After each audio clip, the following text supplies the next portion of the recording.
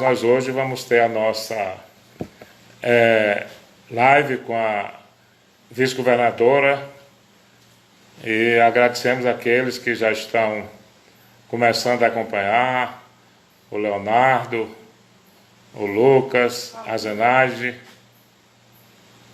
a Regina também entrou.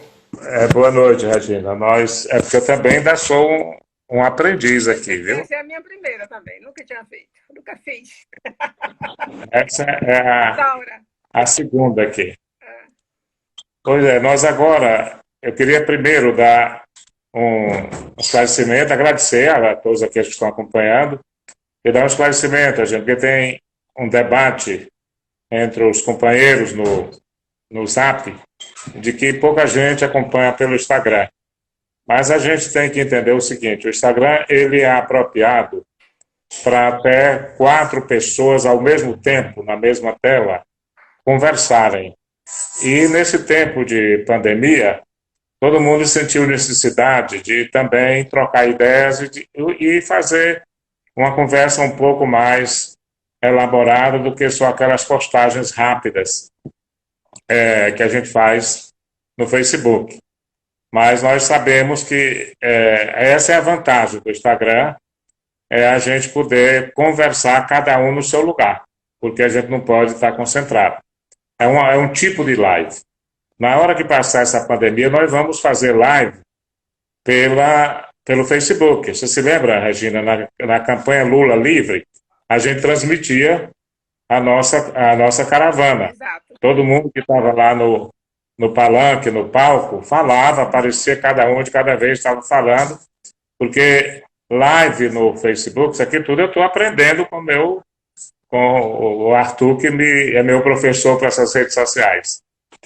É só explicar por que a gente vai usar, enquanto ainda tiver o isolamento social, o Instagram uma vez por semana. Agora, o importante, pessoal, é que está sendo gravado e depois essa gravação vai ser editada e passada pelo Facebook, para o Facebook. Então, todos aqueles que têm o Facebook vão poder, a partir de amanhã, acompanhar o que a gente estiver conversando hoje aqui. Mas vamos, então, à nossa conversa com a nossa querida amiga e companheira e conterrânea, Regina Souza. Nós dois somos de união, mas eu quero dizer que eu não conheci a Regina na nossa infância. Eu vim para Teresina estudar no seminário, eu tinha 10 anos de idade, Regina. Depois eu soube que você também, você vai falar um pouco disso, você foi para estudar em Parnaíba. Mas eu tive muita convivência. Convivência com a família da Regina, a família Fialho, lá na Concórdia. As nossas duas famílias, a minha e a dela, eram amigas. O tio dela, seu Cândido Fialho, era uma pessoa muito ligada à igreja. Na época, o vigário era o padre Isaac. E eu me lembro bem, 2 anos seguidos, 62, 63, eu e o Paulo Afonso, que era um colega do seminário, nós éramos jovens, adolescentes, fomos passar uma semana de férias lá com seu Cândido. Naquela época também estava começando o movimento de sindicalização rural, sob a orientação de Dom Avelar, que era o arcebispo, era o doutor Manuel Emílio, que era o assessor, o advogado que acompanhava, e o seu Cândido se envolveu nesse trabalho. Então, Regina, eu gostaria que você... Depois nós vamos falar sobre a sua participação sindical, sua participação política, como gestora, mas eu queria justamente dar as boas-vindas para você, e como nós estamos, nesse momento, dando uma atenção especial à nossa querida União, eu queria que você falasse um pouco sobre a sua infância e seus estudos, e sua família lá em União. Pois é, na verdade, quando a gente não se conheceu porque você era da cidade e eu era do mato, né? Na zona rural. Eu nasci em União, mas fui na zona rural. Acho que eu fui conhecer a cidade de União nos festejos, eu já tinha uns 7 a 8 anos. Foi que a mamãe me levou na procissão. Então, eu não tinha convivência em União, a cidade de União. Era mais a zona rural ali, entre a Concórdia, os Soares. e agora ainda continuamos na zona rural. Minha mãe mora lá com 93 anos, que é em Divinópolis. Então, eu não tive essa convivência. Eu estudei naquela escola ali que chama Expedito Medeiros, ali no Soares, mas eu era...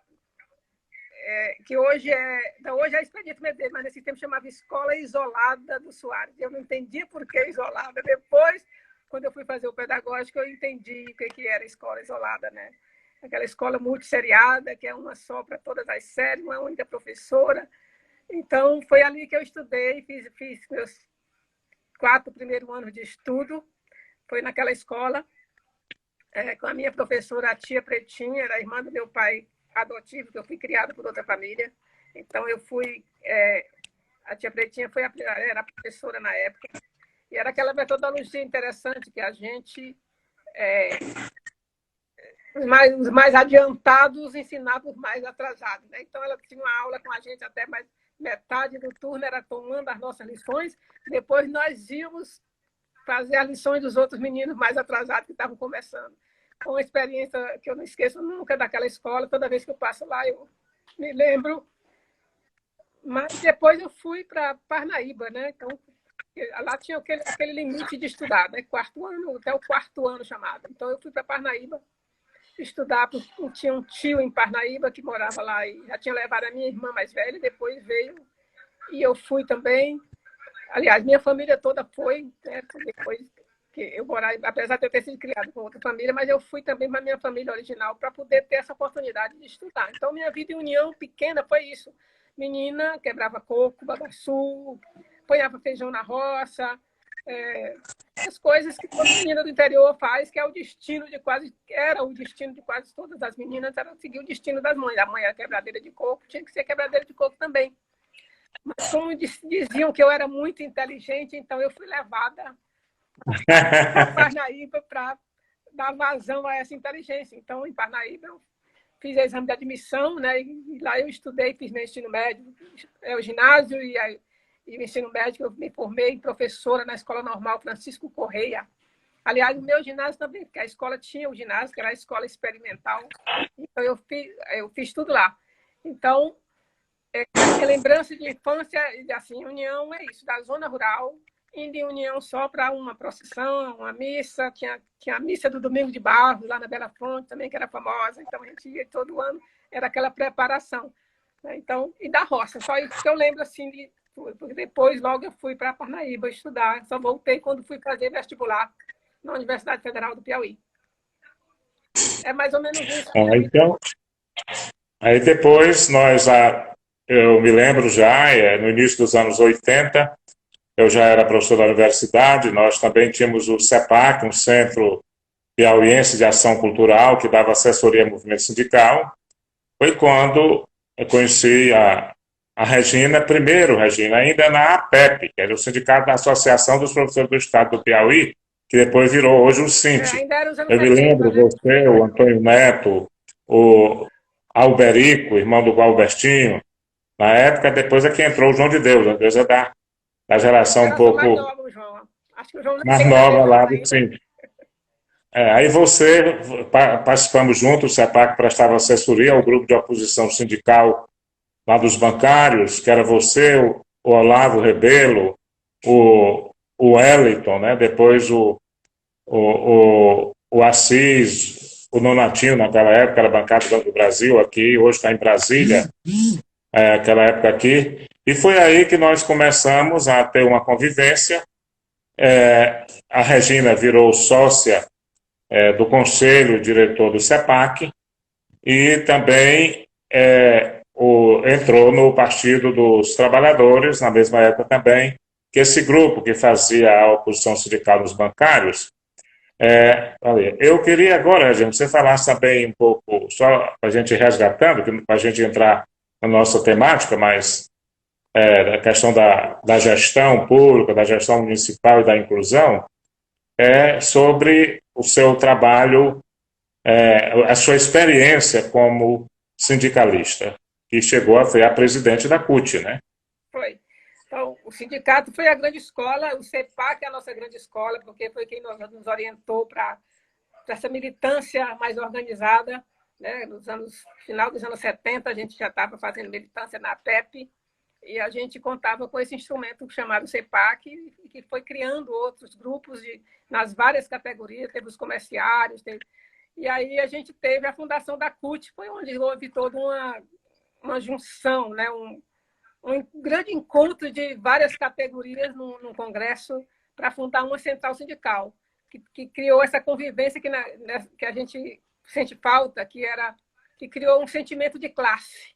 A gente era classe trabalhadora, né? Então tinha bancário, entrava em greve, todo mundo ia junto para ajudar. Então foi um período muito interessante, de muito aprendizado. Então nesse período eu comecei na oposição sindical bancária, mas logo ganhamos o sindicato com o Wellington Dias presidente e eu vice, e aí foi todo um trabalho de formação política que a gente continuou com o CEPAC também, mas continuamos a ter as nossas próprios instrumentos de formação política, que tinham uma categoria mais abastada, que tinha mais condições, fazíamos curso em São Paulo, essas coisas todas, mas não, sem dúvida a minha militância, tudo que eu aprendi assim, muito foi no movimento sindical. Aprender a ter esse sentimento de classe, de categoria que pertence a uma classe social. Independente do salário, a gente é igual, tem patrão. Então, todas essas coisas que a gente, aquelas palavras de ordem que a gente dizia, que trabalhador rural tinha tudo a ver com a gente, né? Porque põe comida na mesa. Então, essas coisas sociais a gente aprendeu muito no movimento sindical, que reforma agrária era importante para que o homem que se fixasse na terra.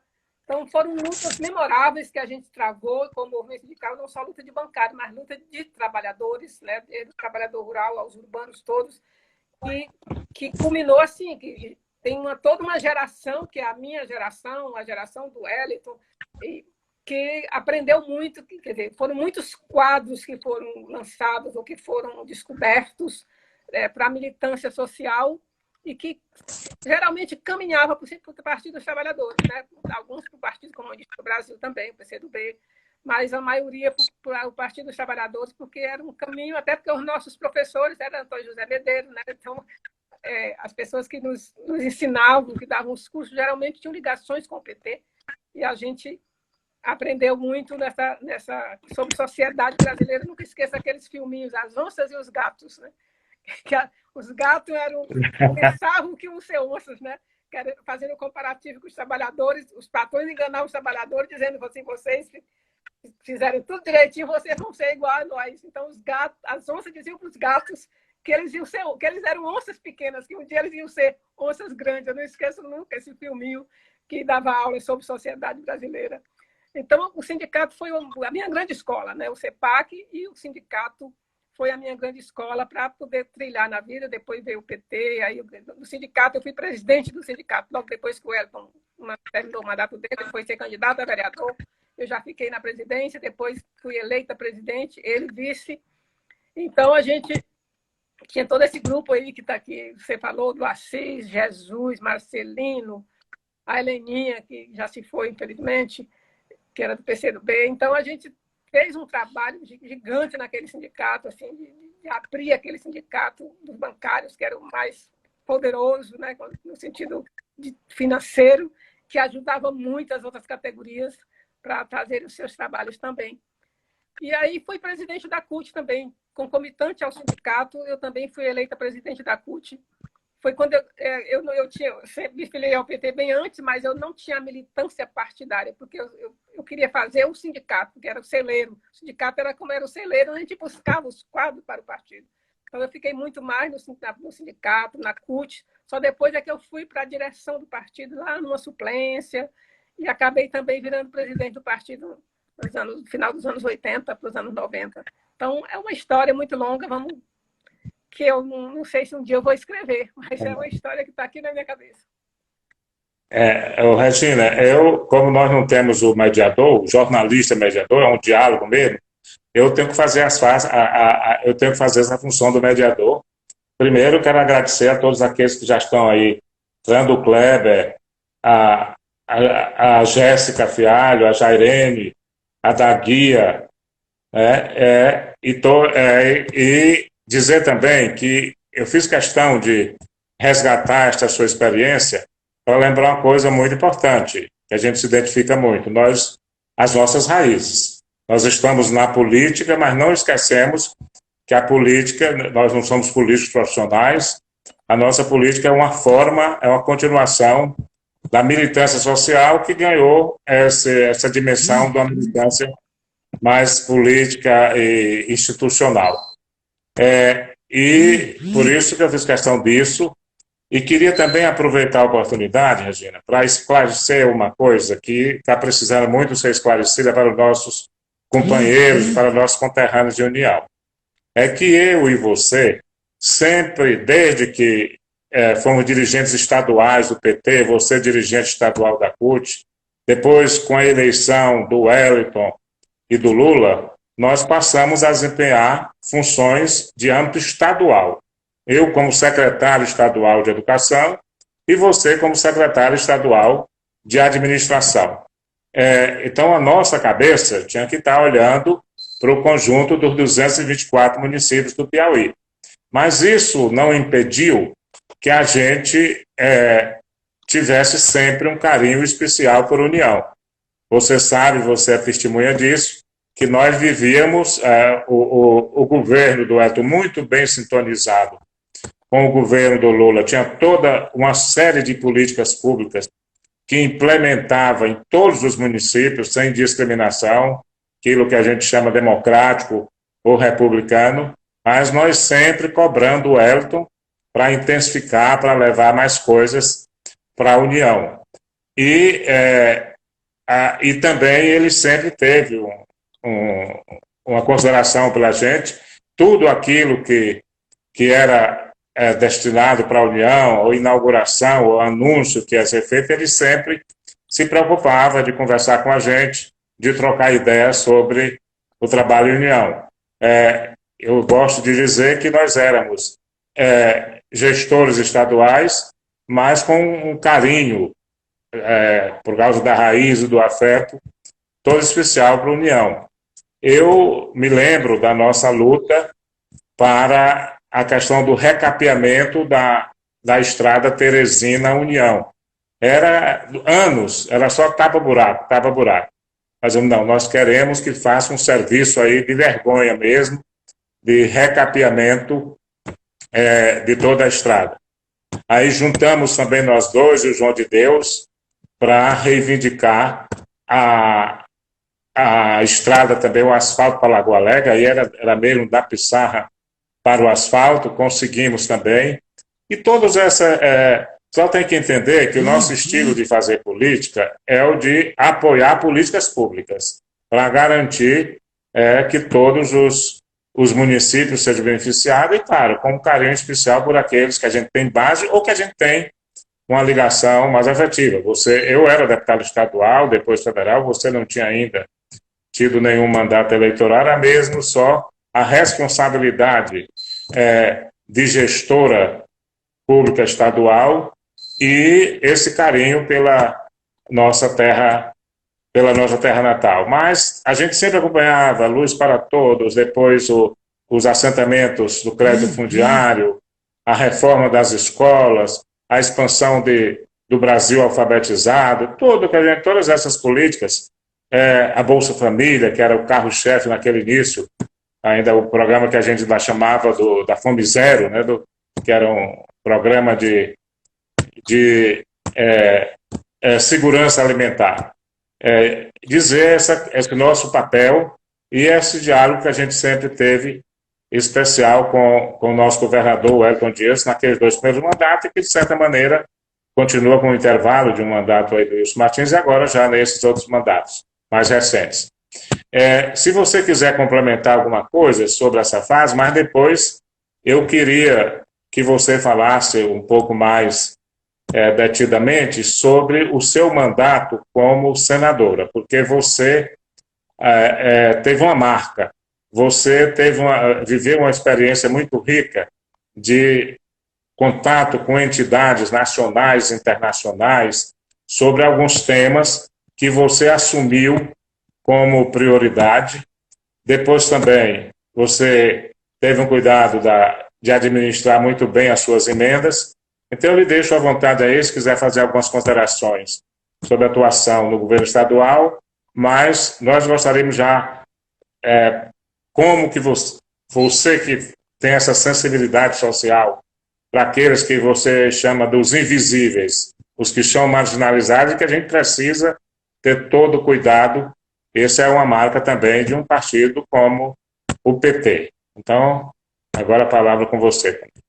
Pois é, eu não vou mais falar assim do governo estadual, né? Eu era da Secretaria da Administração, talvez a secretaria mais complicada que podia existir, porque era um estado muito atrasado em termos de modernização, um estado que a gente não sabia quantos funcionários tinha, não sabia quanto ganhava, não sabia porque não era, acho que propositalmente não modernizou. Então eu tive que ter muito trabalho de fazer essa parte mais burocrática funcionar e modernizar um pouco o Estado, né? E olhar para o Estado como um todo e tentar fazer dele um só, porque eram vários Piauís, fazer dele um só. Então eu tinha muita dedicação, era quase 24 horas por dia nessa situação de rever, de fazer as carreiras dos servidores. O servidor não tinha carreira, não tinha. Eu consegui fazer todas as categorias. Infelizmente, já não são mais tão bons, mas no começo foi um salto muito importante, todo mundo reconheceu o fato de estabelecer carreira para as categorias. E, claro que o nosso grande luta foi a estrada, porque as pessoas até 2 secretários da cidade não conseguem uma estrada, mas aqui, esse Piauí não tinha estrada, então eram 224 municípios precisando de estrada. Não era simples, não, era todo mundo puxando, sabe o peso que tem os parlamentares, todo mundo puxando para ser um município. Por isso que o Edson ficou conhecido no primeiro mandato como governador das estradas, porque não existiam, né? Então, a gente tem que trazer, todo mundo quer trazer para o seu lado, todo mundo que é secretário. Então, foi uma luta árdua, porque era uma estrada relativamente grande, né? 50 quilômetros, mas a gente conseguiu, foi uma conquista de todos, não só de muita gente aí também, de União que lutou por isso, e a gente conseguiu. Hoje já está precisando. O ruim de fazer estrada talvez seja isso, que a gente tem que refazer. Porque o pessoal, durante esse tempo todo do Piauí, não fez, ninguém dizia quase nada, né? Tá ruim, agora depois que faz. E aí ela estraga, porque estraga mesmo, né? Principalmente agora com essa chuvarada que teve, a gente vai ter que refazê-la de alguma forma, alguns trechos, mas ainda vem esse vírus para complicar a vida da gente. Mas, sim, o meu mandato no Senado foram 4 anos de muita, eu digo assim, eu acho que eu aprendi também muita coisa da vida, da gestão, do Brasil naquele mandato, né? Então, eu cheguei no Senado, eu não vou ser só mais uma senadora. Então, não adianta eu correr atrás de dinheiro, até que no começo a gente tinha, mas foi muito pouco. Quando eu cheguei, já estava na crise, né? Já estavam planejando caçar a Dilma. Então, foi enfrentar esse golpe e, ao mesmo tempo, ter um olhar para aquilo que foi sempre a minha luta, do social, né? Então, o olhar dos direitos humanos. Então, eu fui logo, de cara, vice-presidente da Comissão de Direitos Humanos, né? O Paim presidente. Então, a gente fez um trabalho de muito diálogo de todas as categorias, todos os setores invisíveis, que a gente chama, todo mundo que precisava de um espaço para ter voz, foi lá que a gente conseguiu. Todo o Senado reconhece, o Renan como presidente reconhecia, o outro lá, o Eunício também reconhecia que nós demos dinâmica àquela comissão, tanto que ele privilegiou a comissão assim, não tendo plenário, a prioridade de transmissão ao vivo era da Comissão de Direitos Humanos, porque ele viu a importância do que a gente estava fazendo, trazendo a população para dentro do Senado, né? Então, eu fiz muitas coisas, muitas diligências. Eu viajei para São Paulo para ir discutir a população de rua de São Paulo, que o Dória estava levando água gelada. Eu consegui mobilizar o padre Júlio Lancelotti lá, encheu a quadra dos bancários de pessoas de rua. E a gente escutou as pessoas de rua. Ele dizia assim, eu gosto de morar na rua, mas eu quero ter direito. Sou cidadão. Ouvi uma pessoa de rua dizer assim, senadora, nós não somos perigosos, nós estamos em perigo. Isso mexe muito com a gente, só vivendo essas situações. Eu levei as mães de maio lá em São Paulo para conversar com o procurador de justiça E uma coisa, um mérito que eu fiz ele chorar, ele chorou.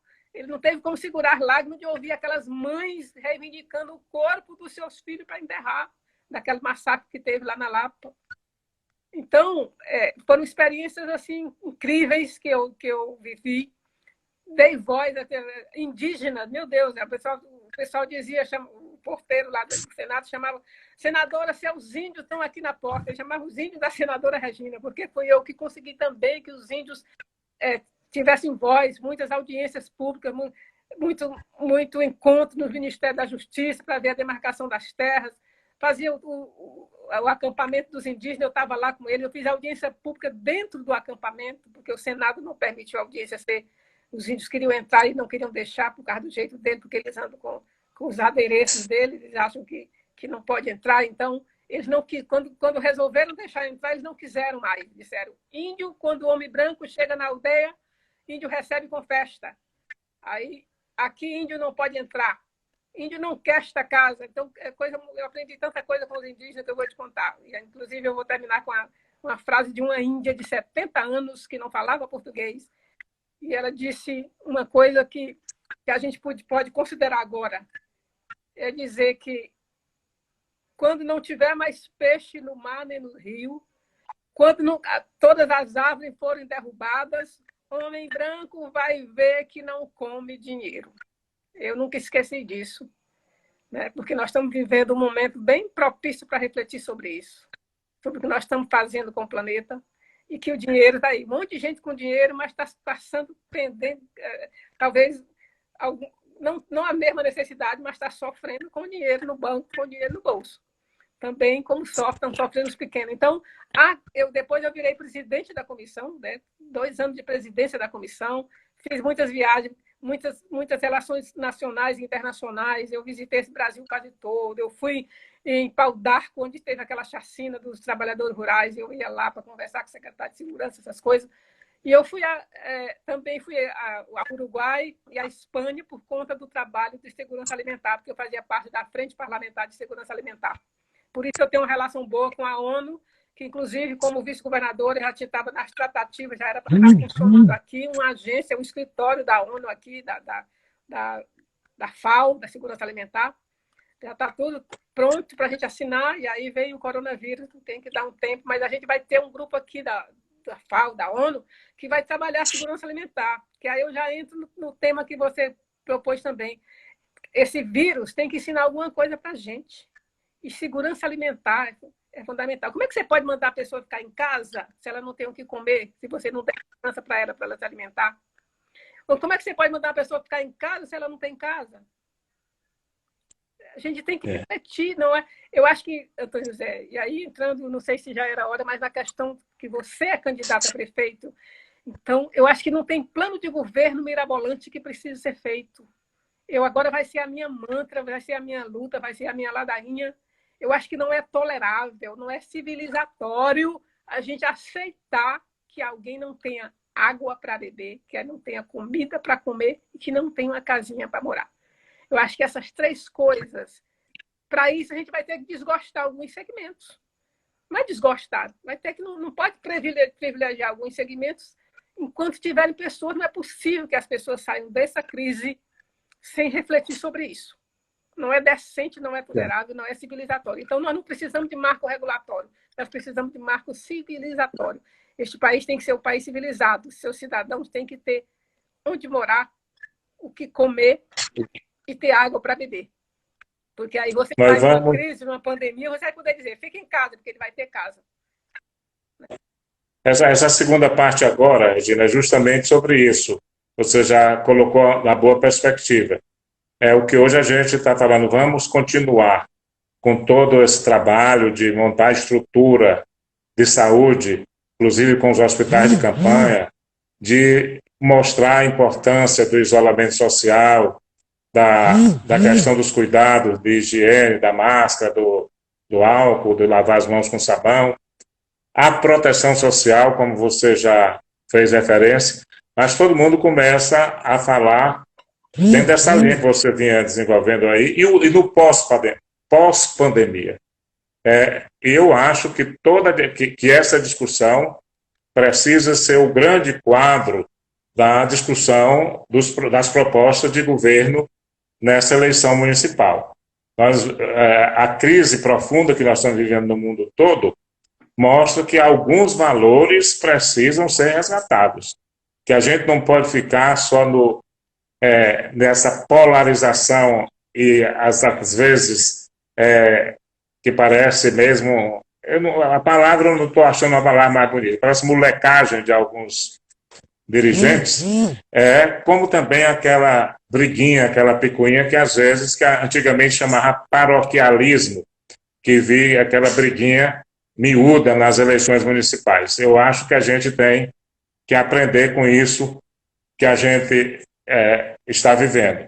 Mas antes de falar um pouco sobre união, eu quero também, você pode acompanhar aí, Regina, na sua tela, muita gente acompanhando, manifestando admiração por você, reconhecendo a importância do nosso trabalho, seu, meu, dentro do Partido dos Trabalhadores e na gestão. Tem a Claudiene, tem o Ivo, que está como Ivo Cordel, o doutor Tarcísio, o Mano Oliveira, o Oswaldo, Gonzaga Lopes, a Neide Carvalho, a Norma Basta, a Jocely, o Sandro Normando, o Jacinto Leal, a Simone Guimarães, o Fábio Fernando, e aqui eu vou registrando, mas cada um pode acompanhar aí no seu vídeo. Pois, Regina, eu fui convocado pelo companheiro Zé Barros e teve a aprovação dos companheiros do PT na impossibilidade dele ser candidato, de assumir essa tarefa, quase que eu dizia missão, e eu não estava com nenhuma intenção, mas como eu acho que é um momento importante para o PT e União, eu acho que hoje é uma força considerável. Eu não sou candidato, pré-candidato de mim mesmo, mas do Partido dos Trabalhadores, que todo mundo reconhece. Estamos abertos, sabemos que precisa consolidar um bloco que queira realmente, não a volta à política tradicional, mas um novo tipo de política. Eu não sei se a gente agora, às vezes, fica difícil de conversar, porque nem no telefone a gente conversa mais, é só no tal do Zap. E eu gosto mais de escrever, e fico com preguiça de fazer coisa mais... Eu que gosto de escrever muito, termino escrevendo frases curtas no Zap. Mas nós estamos, Regina, com uma boa chapa de vereadores, viu? Um vereador e um suplente saíram do Partido dos Trabalhadores, mas nós temos uma novidade desde a eleição de 2018. 4 candidatos que foram de outros partidos, em 2018, vieram para o PT. De forma que, se foram cerca de 2.000 votos, os 2 vereadores que saíram do PT, esses 5 vereadores que vieram trouxeram 1.200 votos como referência. Não é que eles trazem os votos. Eles mostraram que tem uma penetração, somada à votação que eles tiveram em 2016, eles tiveram 1.200 votos, de forma que isso faz o PT já partir com um patamar aí de 3.500, 3.700 votos de referência. Votos de referência, considerando, repito, a votação que esses candidatos tiveram em 2016, inclusive o Manuel Cecílio, que é o nosso vereador eleito, que continua exercendo o seu mandato. Mas o que é a novidade também nessa nossa chapa, que lhe dá força, e que é o verdadeiro papel da chapa de vereadores, está sempre sendo oportunidade de novas lideranças emergentes surgir, é que nós vamos ter, já temos 9 e vamos ter 12 novos candidatos. Inclusive o Lauro Neri, que é o vice-prefeito atual, será candidato a vereador. Eu não vou citar o nome das pessoas para não fazer discriminação, embora eu esteja aqui com os 10 nomes na lista, e já estou com eles aqui também na cabeça, mas são pessoas representativas, pessoas que têm uma base, de forma que nós saímos com... nós gostaríamos que alguns vereadores atuais tivessem vindo para o PT, mas preferiram ir para o bloco do prefeito. Mas nós estamos trabalhando para, quem sabe, ainda formar um grande bloco de oposição ao DEM e ao PP, Partido Progressista, lá em União. Está boa a nossa chapa e nós vamos ter novas lideranças aí se projetando. E temos toda a abertura, estamos conversando para fazer essa coligação. Mas, retomando a sua colocação, é justamente essa que eu acho, e eu sei que a gente conta com seu apoio nesse esforço de o PT liderar uma coligação majoritária, porque não tem mais proporcional, liderar uma frente lá em União para retomar alguns trabalhos que o professor Zé Barros desenvolveu em sua... Mas também dar um salto de qualidade. Nós vamos assim, centrar nas propostas, nas ideias, conversar com o povo e ouvir o povo. Nós queremos, quando nós formos registrar o programa de governo, que é uma obrigação legal, nós queremos levar um programa que tenha sido feito com muito debate, com muita sugestão coletada junto à população. Nós temos experiência de metodologias participativas para a gente fazer essa pesquisa, fazer pequenas reuniões para ir debatendo. É claro que tem a contribuição dos especialistas, dos técnicos, mas dessa junção entre levantamento das demandas populares e contribuição através de dados estatísticos, de pesquisas, é que nós vamos fazer o melhor programa para a União. Eu quero lhe dizer que hoje eu estou convencido de que, além de usar bem, com honestidade, com eficiência, os recursos que tem, o orçamento de União em 2020 é 101 milhões de reais o ano. 101 milhões. Nós precisamos usar bem esse recurso e também ir atrás de novos recursos. Não só de emendas, mas também de convênios, de parcerias com organizações não governamentais. Você vai ajudar muito nisso, porque você fez todo um leque de relações quando era senador e vai nos ajudar a gente fazer muitas parcerias com diferentes organismos nacionais e internacionais, públicos e empresariais e fundacionais, das fundações aí, para a gente levar mais recursos para a União. A União está precisando sair de uma estagnação econômica. Nós éramos a 10ª PIB, Produto Interno Bruto, em 2010. Hoje nós somos o 18º. Nós perdemos 8 posições. A nossa renda per capita, tem 100 municípios com renda per capita maior do que a de União. A do Brasil é 30 mil, em 2017. A do Piauí 30 mil, do Piauí 14.800 e a nossa 7.800 dos valores de 2017. Nós precisamos igualar pelo menos a do Piauí. Agora, evidentemente, essa preocupação com o econômico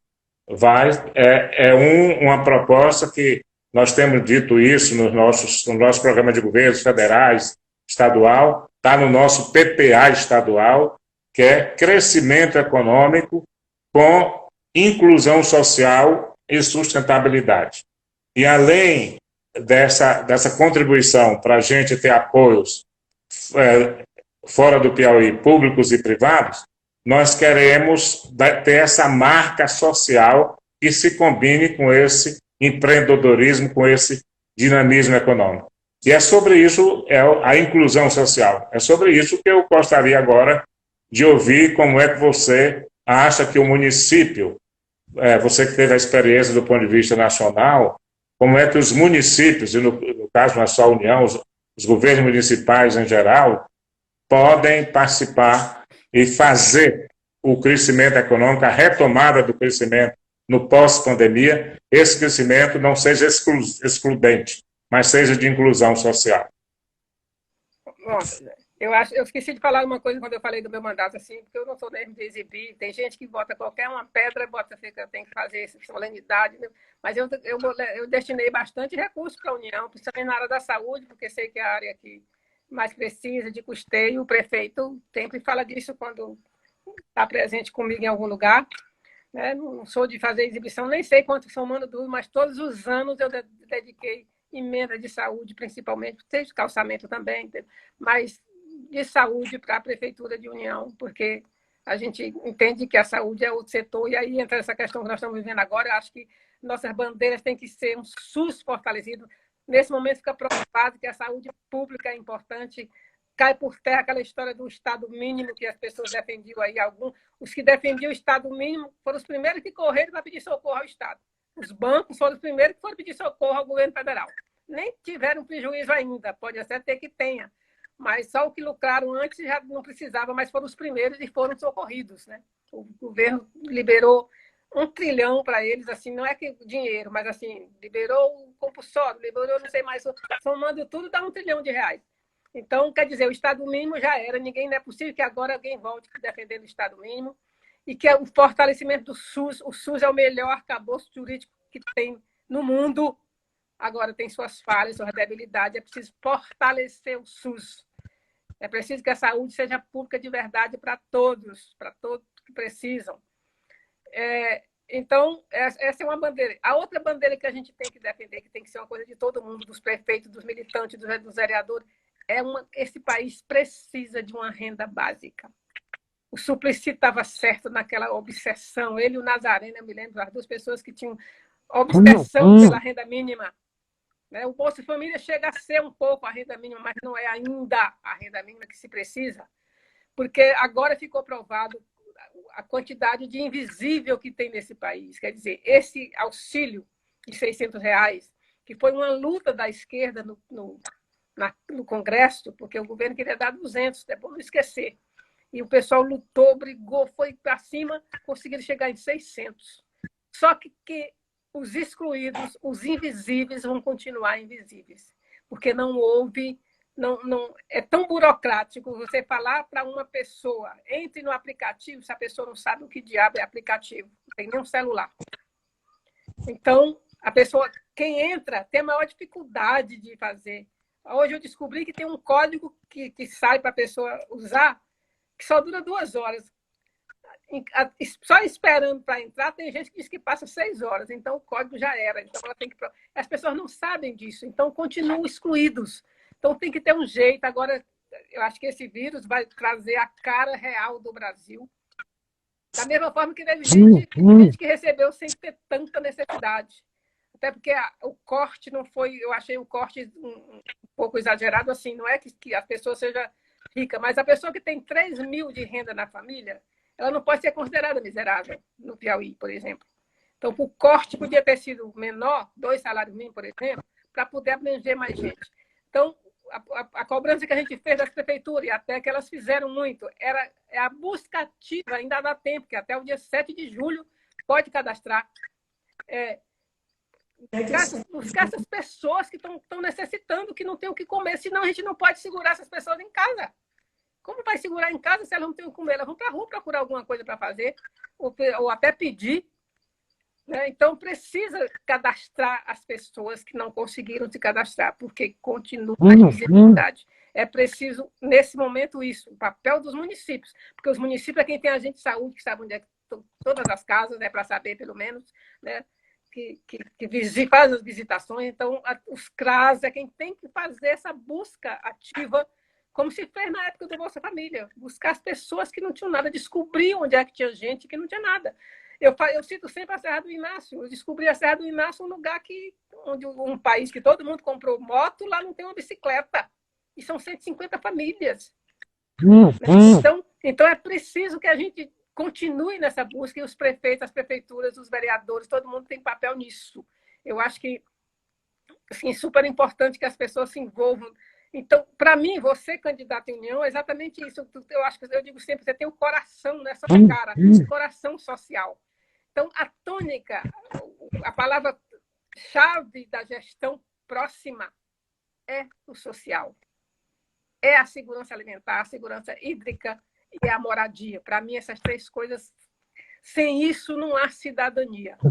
Né? Então, é preciso que a gente planeje esse orçamento que está aí, dentro que esse setor leve uma parte razoável, que esse orçamento seja mais bem dividido, porque os orçamentos sempre contemplam o social, mas o social é sempre se der. Se der, a gente faz. Eu acho que agora é o contrário, tem que fazer o social. Se der, a gente faz o calçamento. Se der, a gente faz a estrada. Mas o social tem que vir em primeiro lugar agora, porque ou é agora ou é nunca. Ou a gente sai com a nova visão de mundo e de gestão dessa crise, ou esse país não tem jeito. Né? Porque se a gente sair com a mesma concepção que entrou na crise, não valeu a crise. Vai ter outra daqui a 10 anos para poder, mais forte ainda, para poder as pessoas aprenderem. Eu acho que a gente tem que aprender muito com o Papa, que todo dia dá lições para a gente aí fantásticas. Então, a questão da pobreza tem que estar na pauta principal de prefeito, de governador, de vereador, então, de presidente da República, para a gente poder dar um salto no social desse país. Então, acho que eu tenho que desejar muita sorte a você. Você tem a cara do PT, coração social, você veio da igreja, então tem tudo para fazer uma gestão voltada para o povo. E é isso mesmo que você falou, é conversando com o povo. Tem que construir as coisas. Se você for num lugar que as pessoas moram muito mal, como eu recebi umas fotos que o Luizinho mandou para mim, de residências aí terríveis, que aquilo não pode ser chamado de casa, lá vai dizer para você que o que eles preferem é a casa. Agora, tem prefeito, tem gente que não, que vai, eu quero fazer a praça. Tudo bem, a praça é importante, é bonito, beleza a cidade, mas será que os moradores, se pudessem definir para onde ia aquele dinheiro, eles iam querer a praça? Ou eles iam querer outra coisa? Então, acho que esse diálogo com a sociedade é fundamental para se fazer uma gestão realmente para o povo, uma gestão popular. Eu acho que a gente tem que, nesse momento, colocar a inclusão social como a palavra-chave da gestão. Isso está lá nos Objetivos do Desenvolvimento Sustentável, isso está na encíclica do Papa. Então, a gente não precisa ir longe para encontrar as bandeiras de uma gestão realmente feita para a população mais pobre. Então, a gente faço questão de ajudar onde eu tiver, o que eu puder ajudar, eu vou ajudar a fazer. Se você sendo eleito, se quiser, vai ser, que a gente faça a União uma cidade social. Nós vamos precisar muito do apoio seu, de todas as lideranças, do governador, do governador Wellington Dias, de todas as lideranças estaduais, deputados federais, deputada Assis, deputada Rejane, deputado Merlong, o Franzé, deputado Franzé Lima, o Magalhães, a Flora, todos aí, e também dos outros partidos. A gente quer que os deputados que foram votados por aqueles que vão fazer parte da nossa coligação também se incorporem. Vamos ter, Regina, uma equipe de trabalho no sentido, não vai ser todas as forças que se coligarem participarão, mas como uma equipe de trabalho, não é negócio de rateio, cada um querendo ser dono do seu pedaço. Eu sei que o povo precisa disso, o povo vai entender. Nós já estamos chegando nos 10 minutos finais, mas eu quero dizer, muita gente acompanhando, viu, Regina? Eu quero começar aqui por um nome que me chamou a atenção. Eu estou lendo o nome que aparece na tela. Maria Filha da Felicidade. Depois nós vamos descobrir quem é a Maria Filha da Felicidade. O Zé Barros está nos acompanhando, o Clemilton Queiroz, o Joséilson do PT, o Francisco Azevedo, também a Norma Soeli, a Conceição Lustosa, o Gerson Araújo, a de Jesus, a Graci Cruz, o Viana, acho que é o nosso Viana lá de União, o Flávio Miranda, a Luana Santos, o Joaquim do PT, e assim a gente agradece a participação de todos. Também. Como? Luzinaldo também. Aham. Essa última fala, eu queria já agradecer a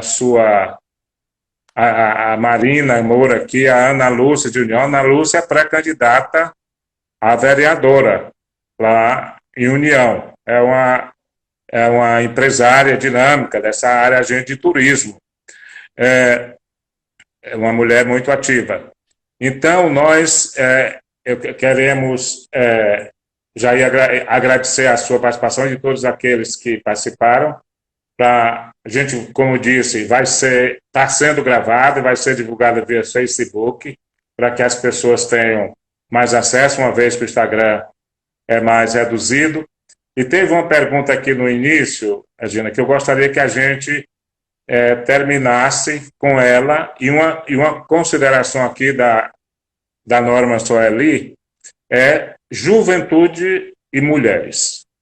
Você falou dos direitos humanos, mas a cobrança, já de uma das primeiras perguntas, como pensar nesse espírito que pode ser renovado, você sabe que nós e os companheiros todos somos torcedores que a gente aprenda com essa aflição que nós estamos passando e que a gente crie esperança para a juventude de que é possível fazer, que não é possível viver sem solidariedade. Não é possível viver sem a gente estar ajudando um ao outro. Não é possível, a gente não pode considerar os diferentes como inimigos. A gente não pode considerar, inclusive, os adversários políticos como inimigo. Eu fiquei preocupado, eu participei de 2 debates numa FM aqui, com pessoas que defendiam as manifestações do Bolsonaro aí, contra o STF, né? E a palavra é inimigo, traidor da pátria. Meu Deus do céu.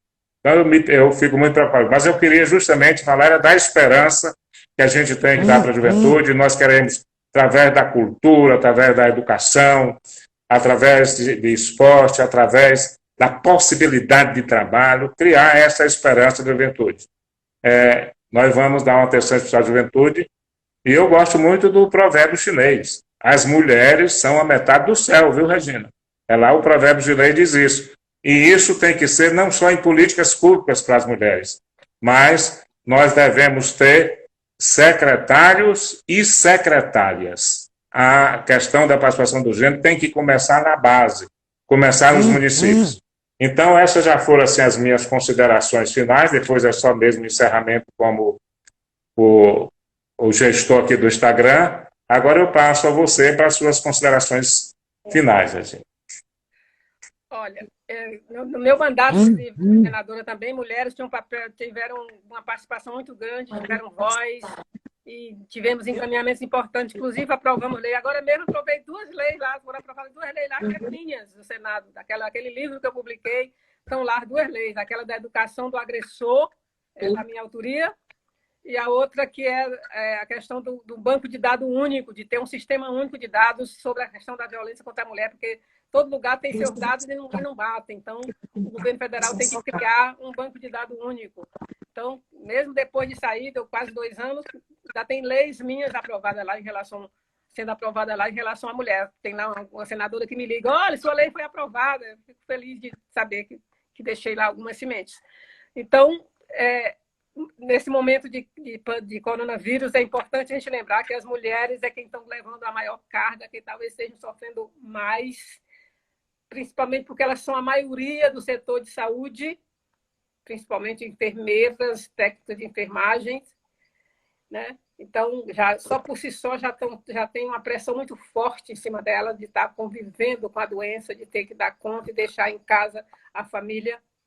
E também porque a violência contra a mulher cresceu nesse período. Tem os dados aí que a ONU levantou, que são estarrecedores.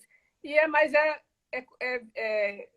não é de espantar, assim, era de esperar, inclusive, assim, por conta da selvageria que é o sentimento de alguns homens em relação às mulheres, essa convivência diária todo dia, os 2 dentro da mesma casa, já tinha conflitos, certamente os conflitos cresceram. Então, nós estamos... até tem uma campanha bonita na TV agora sobre a questão da agressão contra a mulher, exatamente para chamar as ENAIDs da Secretaria de Mulheres também. Tem uma campanha pronta para ser veiculada, aí a Secretaria de Comunicação vai veicular, para chamar atenção para isso, para as pessoas denunciarem, para as pessoas prestarem atenção. Nós tivemos aquele feminicídio bárbaro aqui, lá no Colinas, lá naquele conjunto, naquele condomínio. É preciso prestar atenção no que está acontecendo com as mulheres. Elas estão sendo agredidas, mais agredidas agora do que nunca.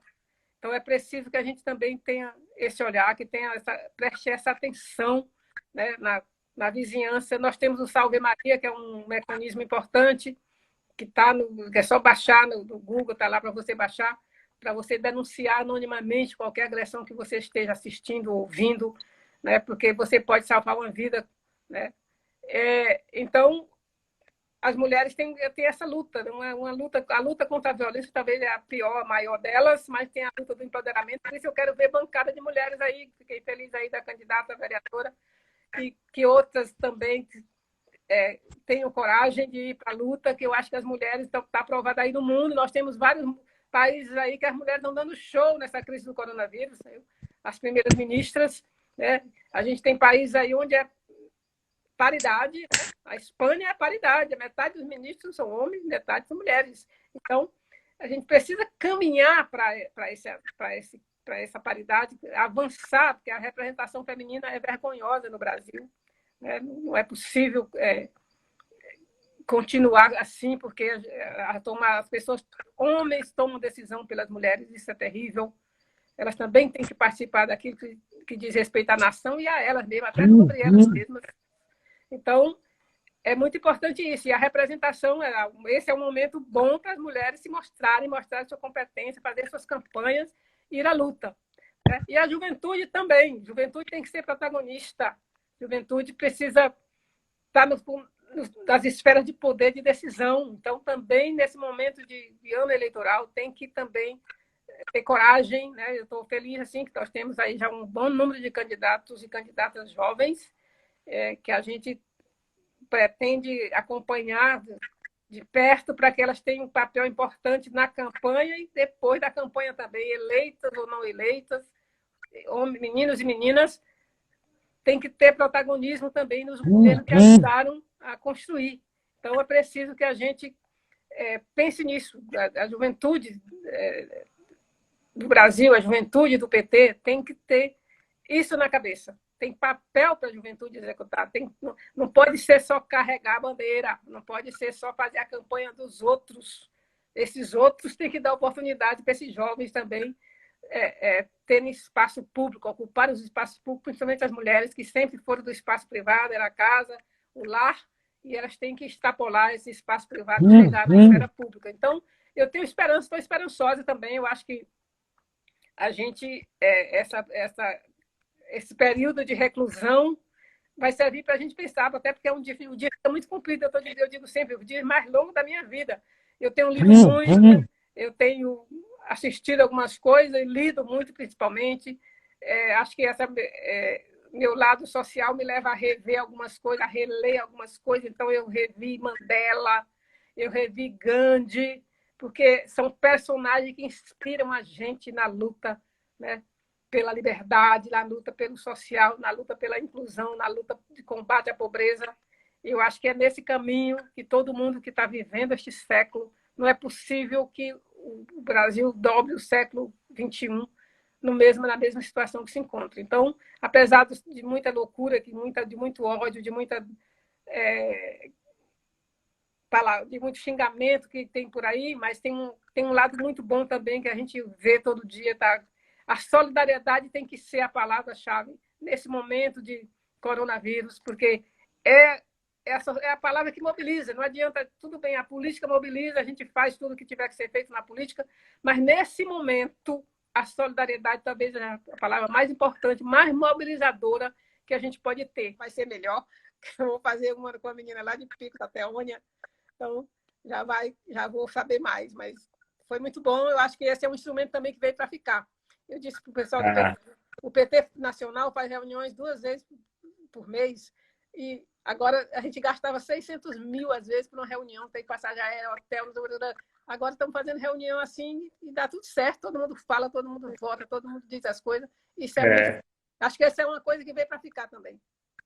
Eu agora estou começando a saber o Zoom, o Instagram, essas coisas todas. Pois olha, eu quero agradecer a você, Regina, por sua belíssima participação, como sempre. Agradecer a todos aqueles que acompanharam e desejar boa noite, um abraço para todo mundo. Mas o Eudes disse assim, rapaz, você como o gestor lá do Instagram, da live, você não tem que dar só um abraço e boa noite, não. Você tem que mandar um beijo para as pessoas. Um beijo para todo mundo aí. Beijo para todo mundo também.